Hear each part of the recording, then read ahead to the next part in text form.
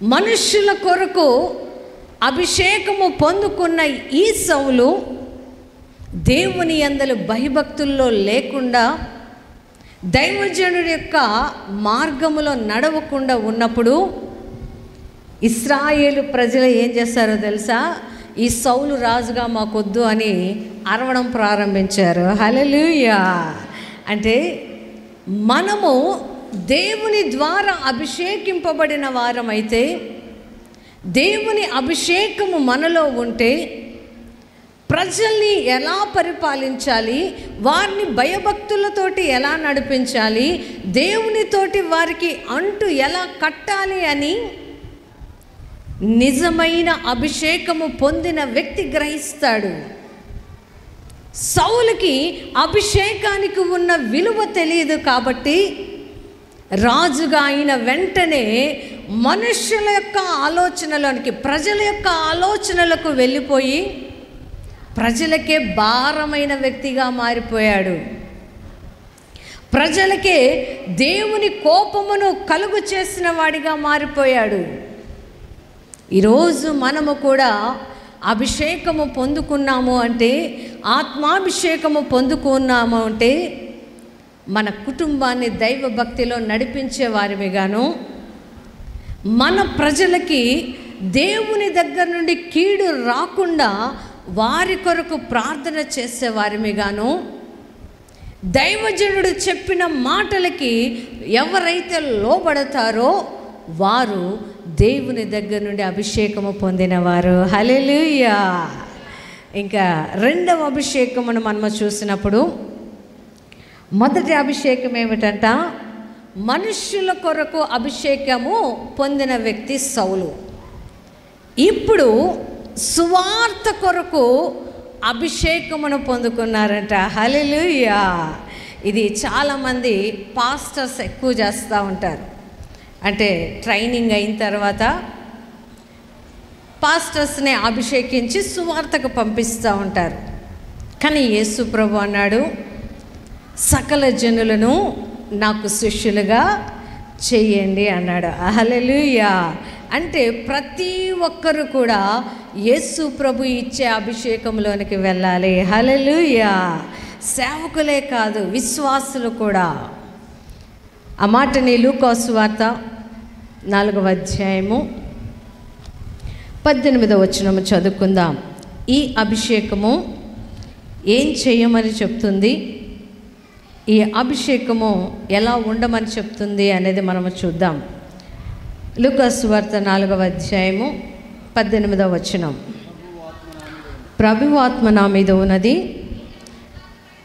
బీదలకు సువార్త ప్రకటించుటకై ఆయన నన్ను అభిషేకించెను, చెరలోనున్న వారికి విడుదలను, గ్రుడ్డి వారికి చూపును కలుగునని ప్రకటించుటకును, నలిగిన వారిని విడిపించుటకును, ప్రభువు హితవచనము ప్రకటించుటకును ఆయన నన్ను పంపి ఉన్నాడు. హల్లెలూయా. ఇప్పుడు యేసు ప్రభు ఎలాంటి బాప్తిస్మం ఇస్తున్నాడంట, ఎలాంటి అభిషేకం ఇస్తున్నాడంట? బీదలకు సువార్త ప్రకటించే అభిషేకం. ఈ అభిషేకము ఎక్కడో బైబిల్ స్కూళ్ళల్లో ఇచ్చేది కాదు. ఈ అభిషేకము ఎవరో మనుషుల ద్వారా పొందుకునేది కాదు. కానీ యేసు ప్రభువు ఆత్మ నీపై ఉన్నప్పుడు నీవు బీదలకు సువార్తను ప్రకటించే అనుభవంలోనికి వెళ్తావు. హల్లెలూయా. సువార్త ప్రకటించే అభిషేకం అంట. ఎవరికి? బీదలకి, చెరలోనున్న వారికి, గ్రుడ్డి వారికి, నలిగిన వారికి, వీరందరికీ సువార్తను తెలియచెప్పడం. మనం అనుకుంటాము చెరలోనున్న వారంటే జైళ్ళల్లో ఉన్నవారు అనుకుంటాం, లేకపోతే ఏ హత్యలో చేస్తే పోలీసు వాళ్ళు తీసుకెళ్ళి జైల్లో పెట్టిన వాళ్ళు అనుకుంటాం. కానీ బైబిల్లో చెర అంటే చాలా రకాల అర్థాలు ఉన్నాయి. చెర అంటే చిక్కించుకోవడం, పట్టుబడ్డం. కొంతమంది తాగుడికి పట్టుబడతారు, కొంతమంది వ్యభిచార సంబంధమైన మనసుకు కట్టుబడి ఉంటారు. కొంతమంది ఇతరులది కావాలని ఆశ పెట్టుకొని అదే చెరలో బ్రతుకుతారు. ఇంకో కొంతమంది వారికి ఉన్న డబ్బును బట్టి, లేకపోతే వారికి ఉన్న హోదాను బట్టి ఆ చెరలోనే ఉండిపోతారు. అంటే మనల్ని దేవుని నుండి దూరము చేసే ఏ పనైనా కూడా అది చెరే. హల్లెలూయా. అందుకే ఆయన అంటున్నాడు, బీదలకు సువార్తను ప్రకటిస్తూ చెరలోనున్న వారిని విడిపించండి, గ్రుడ్డి వారి కన్నులు తెరవ చేయండి. ఈ మధ్య పాస్టర్లు ప్రార్థన చేయాలంటే భయపడుతున్నారు. ఎందుకంటే ఆ ప్రార్థన చేయించుకున్నాక స్వస్థత వచ్చిందనుకోండి, నన్ను యేసయ్య స్వస్థపరిచాడు అని ఎవరికైనా సాక్ష్యం చెప్తే వాళ్ళు ఏమంటారు తెలుసా? వినేవాళ్ళు, వీళ్ళు డబ్బులు ఇచ్చి సాక్ష్యాలు చెప్పిస్తున్నారులేండి. అన్ని అద్భుతాలు, అన్ని స్వస్థతలు జరిగితే హాస్పిటల్స్ ఎందుకు, అన్నీ మూసేసుకోవచ్చుగా. యేసయ్యే రోగాలు తగ్గిస్తూ ఉన్నాడు అంటే మరి అందరూ డాక్టర్ చదువులు ఎందుకు చదవాలి, నర్సులుగా ఎందుకు ఉండాలి అని మనుష్యులని వారికి నచ్చిన మనస్సుతో మాట్లాడుతూ చెరలోనికి తీసుకొని వెళ్ళిపోతూ ఉన్నారు. యేసు ప్రభుని గురించిన క్రియలు వారు అనుభవించకుండా, యేసు ప్రభులో ఉన్న శ్రేష్టమైన ఆత్మని వీరు తీసుకోకుండా ఉండాలి అని యేసు ప్రభు ఏ పని చేస్తున్నా కూడా, మనుషుల జీవితాల్లో అద్భుతాలు చేస్తున్నా కూడా ఎగతాళి చేస్తూ ఉన్నారు. అయినా పర్వాలా. కానీ యేసు ప్రభు మనకేం చెప్పాడంట? ఆయన అభిషేకము సువార్త ప్రకటించే అభిషేకం మనకిచ్చాడు. చెరలోనున్న వారిని విడిపించే అభిషేకం మనకిచ్చాడు. రోగులను బాగు చేయమని చెప్పే అభిషేకమునిచ్చాడు. మనుషులందరి కొరకు ఆయన శిష్యులుగా తయారు చేయమని అభిషేకము దేవుడు ఇచ్చినప్పుడు మనుషులు ఎన్ని నోర్లైనా మాట్లాడనివ్వండి, మనము దేవుడిచ్చిన అభిషేకం వైపే చూడాలి. హల్లెలూయా. భయపడితే మనము కూడా చెరలోనికి వెళ్ళిన వారమే. భయపడుతూ ఉన్నారనుకోండి, ఎవరు ఏ పని చేయలేరు. మంచి పనులు చేసేటప్పుడు భయపడాల్సిన అవసరమే లేదు. అందుకే ఆయన అంటున్నాడు, ప్రభువు ఆత్మ నా మీదికి వచ్చింది కాబట్టి చెరలోనున్న వారికి విడుదలను ప్రకటించడానికి వచ్చాను. చెప్పడమే కాదు, యేసు ప్రభు చేసి చూపించాడు. హల్లెలూయా. ఎలా చేసి చూపించాడట? బిను రామయ్యని పట్లంటాయి. యేసు ప్రభు ఎలా చేసి చూపించాడని మనము బైబిల్లో చాలా చాలా చూస్తాం. ఎలా అంటే, సమరయ స్త్రీని ఆ పాపం అనే చెరలో నుండి ఆయన విడిపించాడు. యాయిరు కుమార్తె జ్వరముతో మంచం పడి ఉన్నప్పుడు ఆ కుమార్తెను తాకి ఆ బిడ్డకు ఉన్న అనారోగ్యమును తొలగించి ఆరోగ్యం అనే విడుదలనిచ్చాడు. పాపములో పట్టబడిన మగ్దలేనే మరియని ఆ పాపమనే చెర నుండి విడిపించాడు. జక్కయ్య అధిక డబ్బులు వసూలు చేస్తూ, ట్యాక్స్ వసూలు చేస్తూ మనుషులను పీడించుకు తింటూ ఆ డబ్బు అనే చెరలో నుండి జక్కయ్యని యేసయ్య విడిపించాడు. ఇలాంటి అనేకమైన చెరలు ఈ దినము మనకు కూడా కనబడతాయి. చాలా కుటుంబాల్లో పాపం అనే చెర ఉంటుంది, బూతులనే చెర ఉంటుంది, చెడు తలంపులనే చెర ఉంటుంది, అసహ్యం అనే చెర ఉంటుంది, ఒక మనిషిని చూసినప్పుడు ప్రేమించలేని చెర ఉంటుంది. ఇలాంటి వారందరికీ ఏమి చేయాలంట? సువార్తను ప్రకటించాలి, మంచి వార్తను ప్రకటించాలి. ఆ మంచి వార్త ఏమిటంట? యేసు ప్రభు ఈ లోకానికి వచ్చి నా కొరకు ప్రాణం పెట్టాడు. హల్లెలూయా. ఈ అభిషేకమును దేవుడు మనకి ఎలా ఇచ్చాడంట? ఆయన ఆత్మాభిషేకము చేత మనకి ఇచ్చినప్పుడు బీదల కొరకు సువార్తను ప్రకటిస్తాం. ఎందుకంటే బీదల కొరకు సువార్తను ప్రకటించడము, వారు చాలా ఇబ్బందుల్లో ఉంటారు. ఆహారము సరిగా ఉండదు, వస్త్రము సరిగా ఉండదు. అలాంటి స్థితిగతుల్లో ఉన్న వారి దరికి ఎవ్వరు రారు. మీ ఇంట్లో అప్పులు ఉన్నాయని చెప్పండి, ఎవరన్నా మీ ఇంటికి బంధువులు కూడా రారు, తొంగి కూడా చూడరు.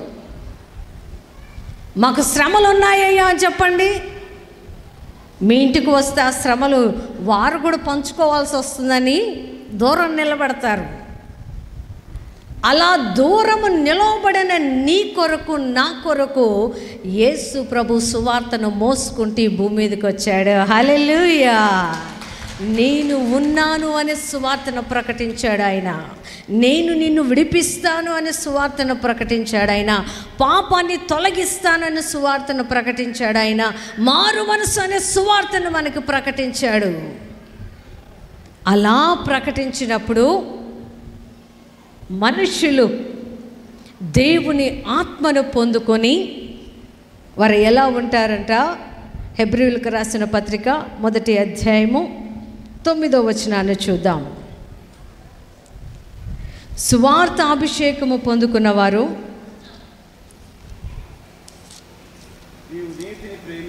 నీవు నీతిని ప్రేమించి దుర్నీతిని ద్వేషించితివి, అందుచేత దేవుడు నీ తోడి వారి కంటే నిన్ను హెచ్చించినట్లు ఆనంద తైలముతో అభిషేకించిన. గట్టిగా చప్పట్లు కొడదామండి. దేవునికి మహిమ కలుగునుగాక. నీవు పాపమనే చెరలో నుండి బయటికి వచ్చి ఎలా తయారయ్యావంట? నీతిని ప్రేమించే వ్యక్తిగా మారిపోయావు, నీతిని ఇష్టపడే వ్యక్తిగా మారిపోయావు. కాబట్టి అందరికంటే, నీ ఇంటిలో ఉన్న నీ వారి అందరికంటే కూడా ఆనంద తైలముతో ఆయన మనల్ని అభిషేకిస్తాడు. హల్లెలూయా. ఆనంద తైలం అంటే డబ్బు ఉంటే రాదండి, ఆస్తులుంటే రాదు. హృదయం సమాధానంగా ఉంటే ఆనందం వస్తుంది. మనస్సు నెమ్మదిగా ఉంటే ఆనందం వస్తుంది.